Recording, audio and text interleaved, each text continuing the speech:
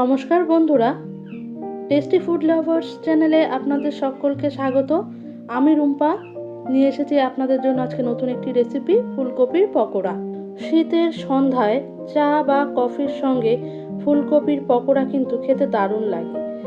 আর আমিষ বা নিরামিষ দিনে সাইড ডিশ হিসেবে কিন্তু বানিয়ে নিতেই পারেন এই ফুলকপির পকোড়া বা বড়া। তো চলুন ফুলকপির এই পকোড়ার রেসিপি দেখে নিই। ভিডিওটি পুরোটাই দেখবেন, স্কিপ না করে। আর যারা নতুন আমার চ্যানেলটিকে দেখছেন তাদেরকে অবশ্যই বলবো চ্যানেলে গিয়ে আগের ভিডিওগুলো দেখতে পারেন। আশা করি আপনাদের ভালো লাগবে। আর ভালো লাগলে চ্যানেলকে সাবস্ক্রাইব করে চ্যানেলের পাশে থাকবেন। চলুন দেখে নেওয়া যাক আজকের রেসিপি।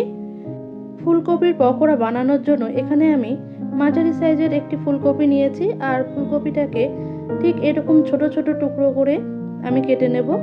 একদম ছোট টুকরো করব না, তার থেকে একটু বড় বড় করে ফুলকপিগুলো কেটে নেব। ফুলকপিটাকে কিন্তু আমি ছোট ছোট টুকরো করে কেটে নিচ্ছি। আর ফুলকপির ডাঁটিটাকে কিন্তু আমি খুব বেশি রাখছি না, ছোট ছোট করেই কেটে নিচ্ছি। আর ফুলকপি কিন্তু বড় বড় করে কাটলে সেক্ষেত্রে ঠিকভাবে রান্না না হলে কিন্তু খেতে খুব একটা ভালো লাগবে না। আর এখানে দেখুন আমার ফুলকপিটা কাটা হয়ে গেছে। ঠিক এইভাবে ছোট ছোট টুকরো করে আমি কেটে নিয়েছি।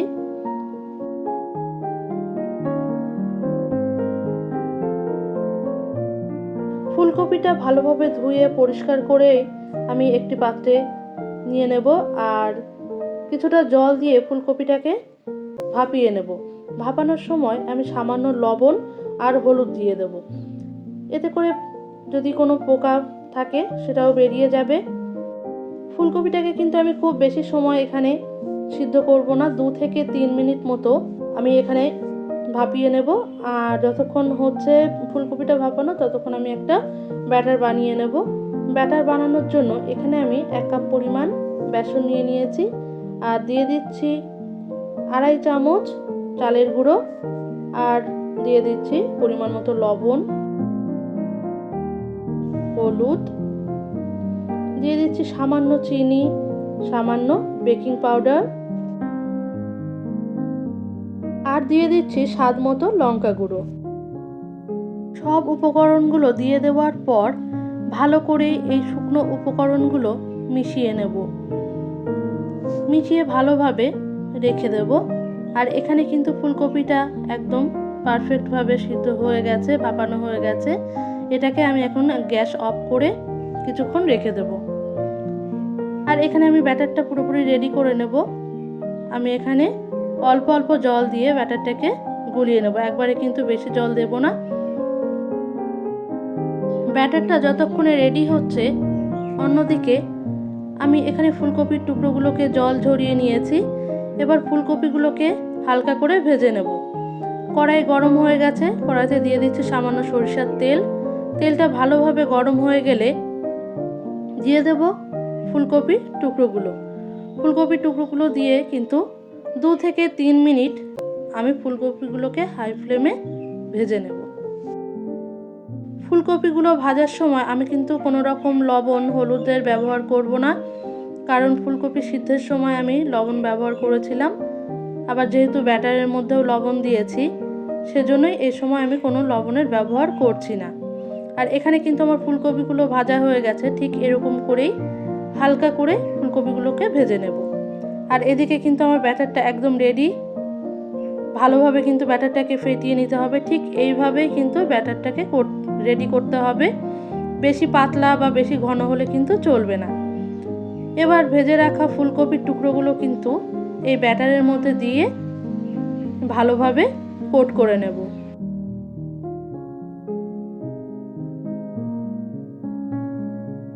ভাজা ফুলকপির টুকরোগুলো ব্যাটারের মধ্যে দিয়ে আমি কিন্তু ভালোভাবে কোট করে নিয়েছি। এখন ভালোভাবে ভেজে নিলেই কিন্তু ফুলকপির পকোড়া একেবারে রেডি।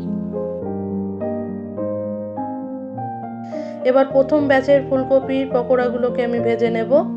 তেলটাকে কিন্তু প্রথমেই ভালোভাবে গরম করে নিতে হবে, নিয়ে তারপরে মিডিয়াম টু লো ফ্লেমে করে তারপরে পকোড়াগুলো ভাজতে হবে। ফুলকপিগুলো যেহেতু আগেই আমরা ভাপিয়ে নিয়েছি আর সামান্য ভেজেও নিয়েছি, যার জন্য পকোড়াগুলো কিন্তু ভাজতে খুব বেশি সময় লাগবে না। 1 থেকে 1.5 মিনিট করে কিন্তু এক ব্যাচের পকোড়াগুলো ভাজা হয়ে যাবে। এখানে প্রথম ব্যাচের পকোড়াগুলো কিন্তু আমি উল্টে দিচ্ছি। এভাবে কিন্তু খুব কম সময়ের মধ্যে কিন্তু এই পকোড়াগুলো রেডি হয়ে যাবে। আর এখানে কিন্তু প্রথম ব্যাচের পকোড়া একদম রেডি। এভাবেই বাকি পকোড়াগুলো কিন্তু আমি ভেজে নেব।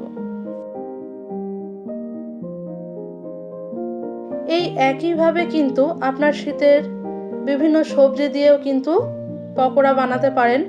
সেগুলোও কিন্তু চা বা কফির সঙ্গে খেতে কিন্তু ভীষণই ভালো লাগবে।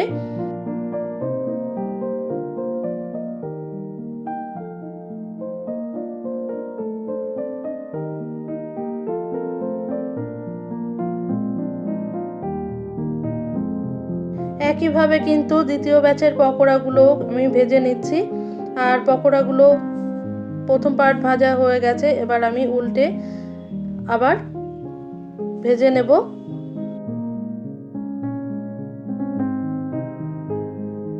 ফুলকপির এই পকোড়াগুলো এইভাবে বানালে কিন্তু অনেকক্ষণ পর্যন্ত মুচমুচে থাকবে আর খেতেও কিন্তু ভীষণই টেস্টি লাগবে। আর আপনারা রেসিপিটিকে ঠিকঠাকভাবে ফলো করে তৈরি করবেন বাড়িতে। আর কেমন হলো রেসিপিটি আপনারা অবশ্যই কিন্তু কমেন্টে জানাতে ভুলবেন না। আর বাড়িতে আপনারা অবশ্যই এটিকে বানিয়ে খাওয়ান সবাইকে।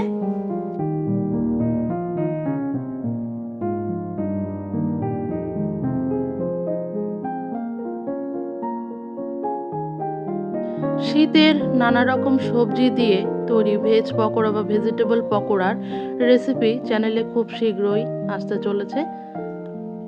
আশা করি খুব তাড়াতাড়ি আপনাদের সঙ্গে সেই ভেজিটেবল পকোড়ার রেসিপি শেয়ার করতে পারবো।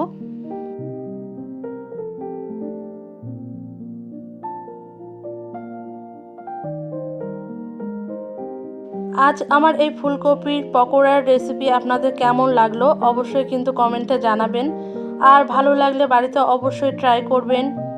যারা আমার চ্যানেলটিকে প্রথমবার দেখছেন তাদেরকে বলবো ভালো লাগলে ভিডিওটিতে বরাবরের জন্য একটি লাইক আর চ্যানেলকে সাবস্ক্রাইব করে চ্যানেলের পাশে থাকবেন।